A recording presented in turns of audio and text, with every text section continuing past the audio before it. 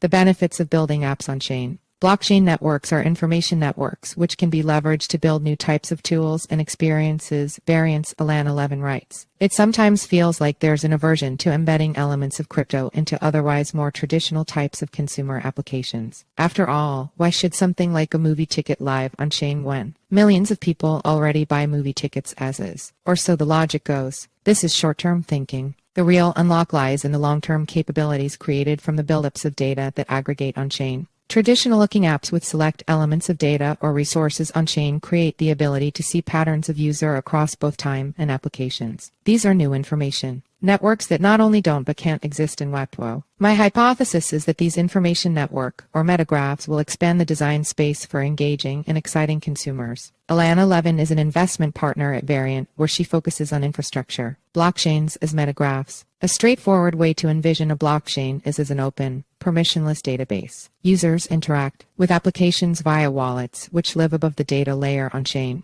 I've always thought of blockchains as loosely analogous to cars, transporting users from one destination to another where each destination is an app. As such, wallets also provide identifiers for one's interactions across different blockchain-based applications. See also, Coinbase starts wallet as a service so companies can build their own apps. The result is that the blockchain itself becomes an information network. By having a unified identifier for a unique user's activity across applications, developers can start to construct and leverage more holistic views of user behaviors. These metagraphs are useful for segmenting customer behaviors, identifying superusers, and facilitating more meaningful connections. An example might help put the value of these metagraphs in context. Consider the relationship between a musician and two of their fans. Fan A listens to that artist's music on Spotify for 5 hours a week, likes every single one of their Instagram photos, subscribes to their newsletter, collects the albums on vinyl, buys their merch, and attends their concerts whenever they're in town. Fan B listens to that artist's music for 10 hours a week on Spotify but doesn't do any of the other things. Which fan is more of a superfan? Clearly it's Fan A. However, most consumer behaviors are untraceable, and so depending on the data the musician can see, they may unwittingly value the second fan more. After all, Fan B listened to their music talks more than Fan A. Don't believe this is a real pain point?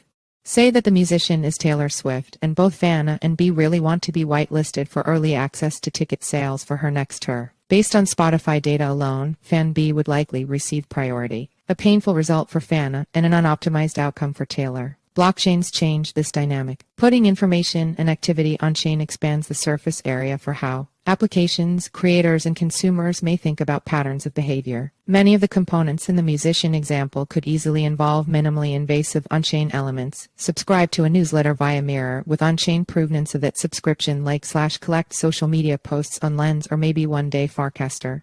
Buy merch or vinyls that have digital twins on-chain, collect a record. On Sound, Zai's each ticket itself could be a non-fungible token NFT. Scan a QR code live, while at a concert to mint a proof of attendance NFT in isolation. Each of these may not seem like material improvements in consumer applications. The aggregate metagraph, however, is a new social mapping, and that is what's meaningful. Build a new road connecting two towns, and someone might not find it meaningful. Build a new highway system, though, where each new road may not represent a significant incremental impact, but the system in aggregate creates new connections, and you've built something powerful. Expanding the metagraph, time as a new element. If activity across applications is one form of how metagraphs expand context, user behavior over time is another. Every action on-chain is time-stamped, which means third-party developers can tie together things that happened at certain dates/times, regardless of whether those actions occurred within their specific applications. This is a step function improvement in creating compelling products. References to personal history can produce compelling emotional ties between a user and an application.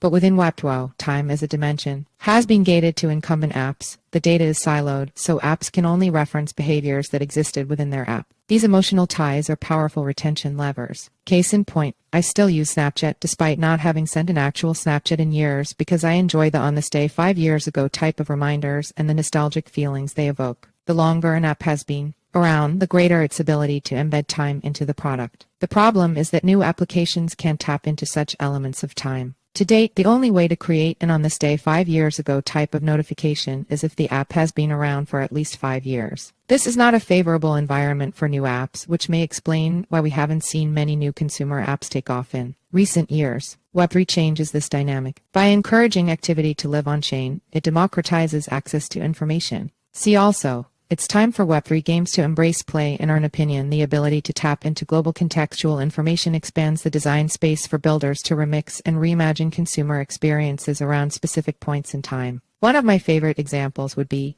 an app built entirely around recreating 2015 vibes, with an interface and content feed tailored to the types of songs, writing, and media an individual consumed during 2015. It's like taking a nostalgic playlist on Spotify and making the experience tanks more immersive by enriching the interface with other media relevant to you from that time period. And because this data isn't gated by outrageously expensive APIs, the app developers can build it with relatively low overhead. Phrased differently, the idea doesn't need to be venture scale to deliver a delightful experience. Why does this matter? It's very possible that some breakout Web3 applications may look largely indistinguishable from Web2 in the short term, with crypto elements simply living under the hood, and that the true moments will come years down the road. An idea only needs to be modified by 3% to create something entirely new. Putting select elements on chain may be that 3%. It creates optionality around what else can be built that leverages the data. The challenge is that it's rarely obvious what those products or features are, at least in the short term. As a result, some may write off the benefits of fostering such open access. I think this is a mistake. Open access to data facilitates experimentation and, in turn, creates a market of developers building with the broadest set of ideas. Moreover, the most interesting metagraphs likely rely on identifying patterns across many applications and time periods. My guess is there will be a point at which the richness and breadth of data on-chain will hit an inflection point. Thus, while some applications may look skeuomorphic today because at the surface they only innovate on a few degrees of the product, those 3 degrees can change the long-term trajectory entirely. To be clear, there are also short-term, more single-player benefits to building on crypto rails. Crypto often offers cheaper and better payment infrastructure, especially if a product's user base is globally distributed. The relative ease of creating secondary markets means areas that may suffer from traditionally wasteful resource consumption, for example,